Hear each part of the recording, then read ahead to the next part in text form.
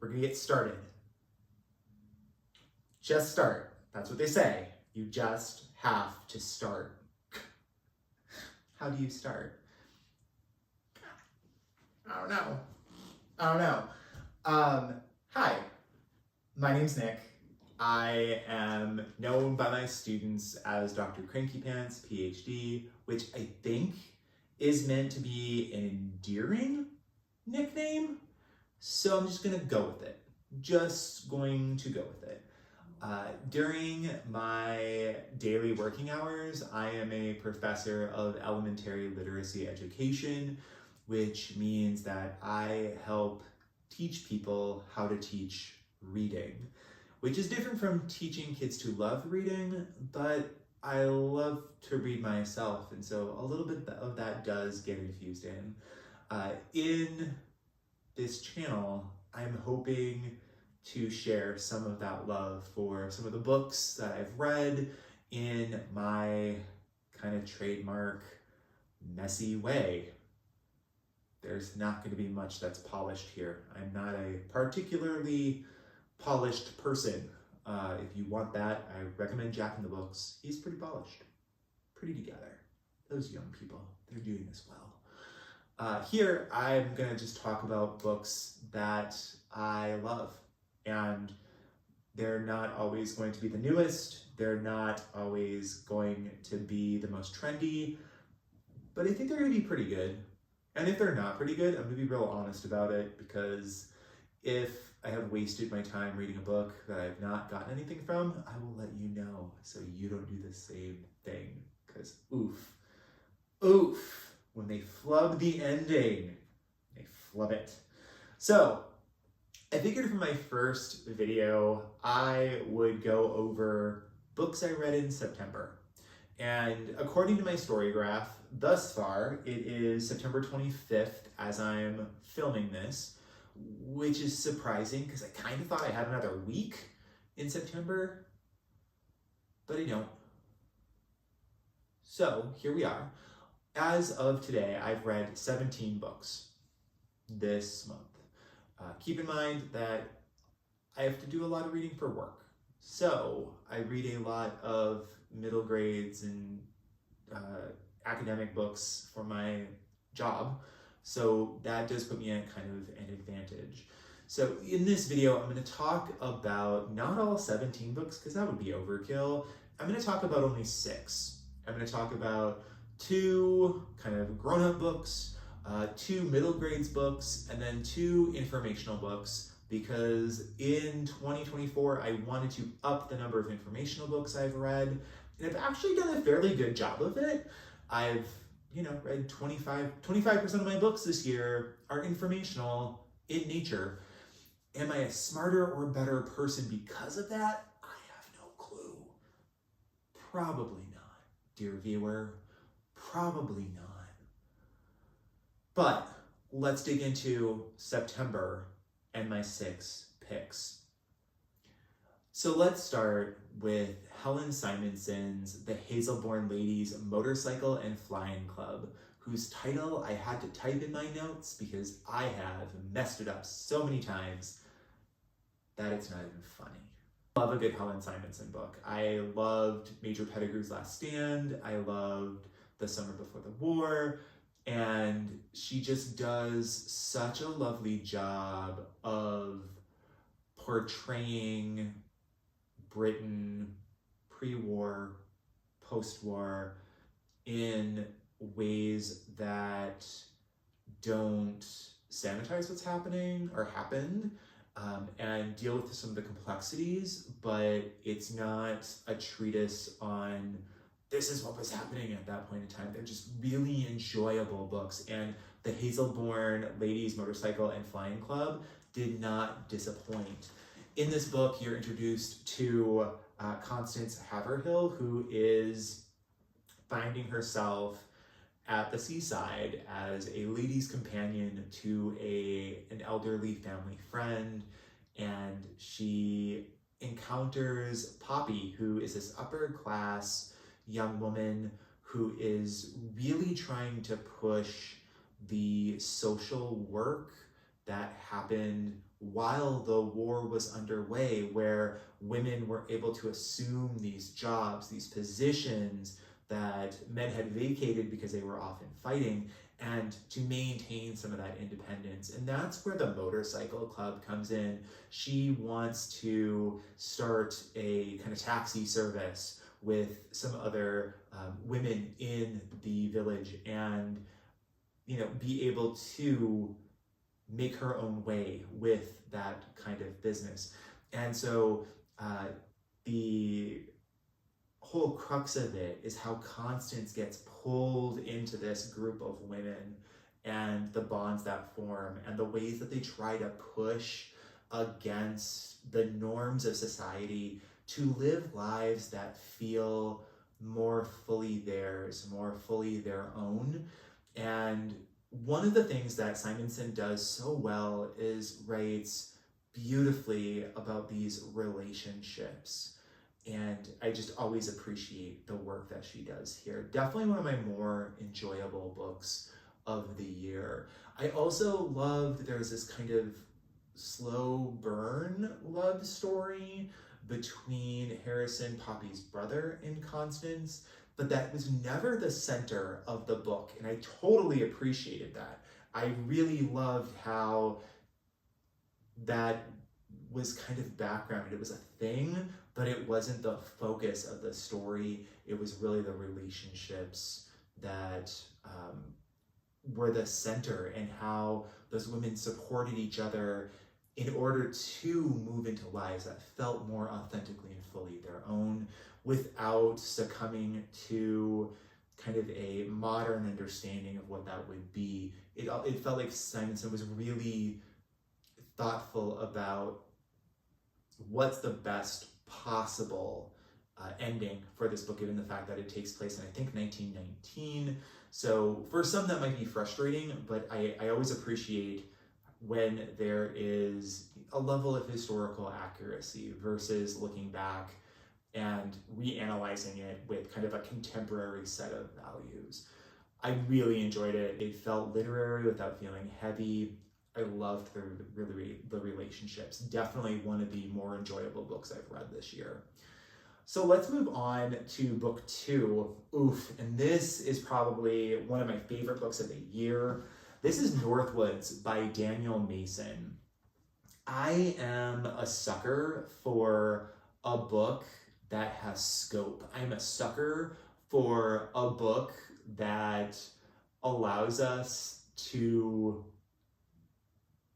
see like lifespans. And in this case, we're seeing the lifespan of a house that's built in Massachusetts and right around the time of the War for Independence.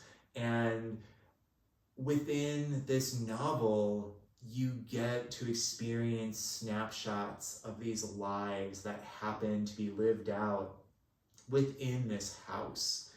And one of the brilliant things that the author does is makes each of these lives feel unique. It's a different voice, it's a different cadence, it's a different way of writing, and you feel kind of the evolution of this house and the inhabitants that are within it, and the ways in which the lives that have lived in this house before them are intertwined. And it was just such a beautiful reading experience. I loved the inclusion of songs and poems as kind of these breaks in between stories within the house. And I also really enjoyed, it became something of a ghost story, which I wasn't expecting, but was really enjoyable. I'm not doing it enough justice, because it is such a unique book in terms of following this house and its inhabitants across time.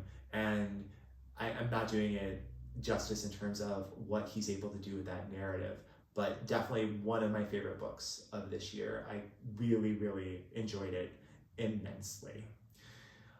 So those are my two kind of grown-up books, if you will. Now let's move into some middle grades, because I read a lot of middle grades for my coursework, trying to incorporate them into classes. The first book that I want to talk about is Lois Lowry's Tree Table book. And part of my interest in this book is just pure nostalgia. I am of the age where when The Giver first came out, that was age appropriate for me. So I have had Lois Lowry in my life, my entire reading life. And I'm really fascinated by her career and how she's continued to write and how her writing continues to evolve and change.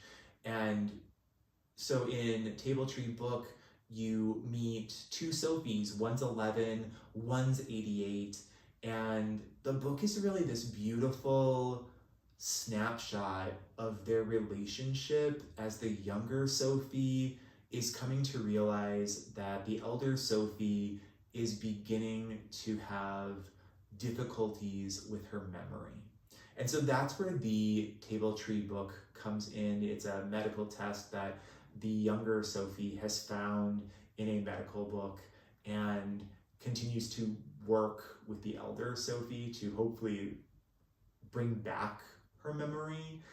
And in that process of coming to terms with what getting older means, the elder Sophie shares these really impactful stories of her life before she emigrated into the United States that give the younger Sophie a deep understanding of who her friend is.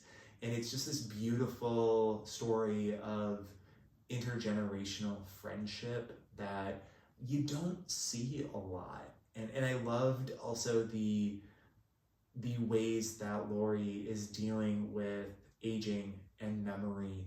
And in the back of my head, I was wondering how much of her own experience with aging is captured in this book, because she is, I think, 87 right now, and Sophie's 88. And I just loved thinking about that. So the second middle grades novel I want to talk about is another kind of pulls at your heartstrings, and it is 10,000 Tries, and this is Amy Makechnie. And it follows a boy named Golden who wants to be just like his hero, the soccer star Messi. And I am not someone who loves a sports book. Like, that's just not who I tend to be as a reader. And I think part of that comes from the books that were available to me as a middle grades reader around sports felt inaccessible. They didn't feel particularly nuanced. I didn't enjoy them, and so I never read them. But I really loved 10,000 Tries, and the 10,000 is in reference to the idea that in order to be an expert at something, you have to do it 10,000 times, and Golden is really working on being the best soccer player that he possibly can be, and he's really fortunate because both of his parents are soccer coaches, and his dad was a soccer star. And so he's coming from this lineage of soccer greatness, right? And so because he's coming from this lineage of soccer greatness, one of the things that Golden is really having a hard time with is that his father has recently been diagnosed with ALS. And so throughout the book, you see his father increasingly being able to do less and less, and you see Golden attempting to make sense of what that means for him, and how there's just no way to beat a diagnosis like ALS, even though he pushes his father to work harder just as he's pushing harder. It just isn't working. And it's this really phenomenal book about connection with other people, both his friend's Golden comes to realize that he has been, because of his father's diagnosis, pushing his friends away, and they're all dealing with things. And when your friends, part of that friendship is carrying some of the burden of your friends, and then also really enjoying the time that you have, enjoying what is possible while you can. And both Book Table Tree and 10,000 Tries feel heavier. And one of the things that I appreciate about both of them is how they ended.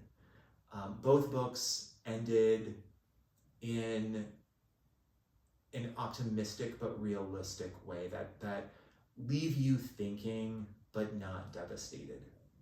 And I always appreciate that, because ALS, memory loss, these are devastating things, but they really left, these books really left on the most realistic but optimistic viewpoint that you can around those particular concepts. Also, sorry if you're hearing snoring. I don't know how the sound is going to work out. I don't know how anything is going to work out at this point. That's my dog, Phyllis. She lives here too. And she's tired, apparently. So let's talk informational text. I have really been trying to read more informational texts this year, and informational text not connected to my work. So I want to talk about Ultralearning by Scott H. Young, which I picked up because I'm always fascinated by how learning processes and the psychology of learning gets represented in popular texts, and Ultralearning felt like one of those books. And I'm not, as with a lot of these kind of books, I'm not quite sure that it lives up to the hype of, I think the subtitle is Master Hard Skills, Outsmart the Competition, and Accelerate Your Career. And I'm not entirely sure that it fulfills those. I think in terms of the principles, it breaks down Ultralearning in terms of a set of principles that are really grounded in educational psychology and learning. And the Ultralearning part feels like this borderline obsessive focus on learning one thing. And I guess that's the ultra part of it, right? And that felt a little far-fetched to me. That felt a little not applicable. Who has that much time? Who has those resources in order to do that? It takes a special person, right, to have those kinds of resources. However, aside from that premise, there were things in this book that I really appreciated, the ways in which Young talked about them. For instance, the chapter on retention and transfer I found to be incredibly helpful, and this is my field, right? Like, one of the things that I appreciate about these popular press books is how they break down these big, massive, complex ideas that I know from my own background as a professor, but can rethink them in terms of what might make sense to someone who doesn't have that same background. And so the retention chapter, for sure, was the highlight of the book for me, because I've been thinking a lot about retention and my students and trying to do things that help them learn in ways that lead to better retention. And so while it doesn't live up to the hype, and let's be real, lots of these books don't live up to the hype. The informational self-help kind of books don't live up to the hype. There were still some good things to be taken from it. So I'll take it. Which brings us to our last book, Cal Newport's slow productivity, which continues a theme in terms of, yeah, it was okay. It was okay. It was okay. It felt very much like a philosophical wandering through books that he's already written. It felt like he was really bringing stuff together under one kind of big intellectual umbrella. And I appreciate parts of that because it did push me to think through and about, what does my natural productivity rhythm look like? What does it look like to be productive seasonally? And as a professor, like that's a little easier for me because of the academic calendar. But are there other ways that I could be thinking about that? So there were some really interesting pieces there. Was it as practical as I would like it to be? No. Does it diminish my respect for the work that Cal Newport has done? No. There are things that I really value from Newport. Deep work is a concept that I try to really adhere to. But this was not as applicable as, say, like, I have Cassie Holmes's Happier Hour down. And that book is kind of I read that last year. It's kind of if there were a great book that broke down really complex things and yet gave really specific actionable items to do that you could put into practice tomorrow, that's it. Like, that was a masterclass in, here's all of this research, here's what this looks like in real life. And I thought that's kind of the book that I'm always holding up these kind of self-help books up against. And Newport was a fun thought experiment. There were some things, like I said, I really like thinking about, but overall, it was okay. It was okay. It was okay. I didn't put it down. I finished it. So there's that. Yeah. So there you have it. Out of the 17 books, 2 grown-up books, 2 middle grades books, and 2 informational books. I'm currently slogging my way through Alan Hollinghurst's The Line of Beauty, and Nick's kind of starting to annoy me as character. So I'm hoping to finish that one by the end of September, but I don't know that it will be in a best of what I read October video where we're at right now. So anyway, this is some highlights of what I read in September. If you want to know other things that I read in September, my story graph is linked in the description. Thanks for watching. If you watched, did I even make it this far? I have no clue. This is a middle-aged man's folly. I'm gonna make some videos talking about books. Yeah, that sounds about right. Let's do that. Let's do that. And I just did. So, delightful.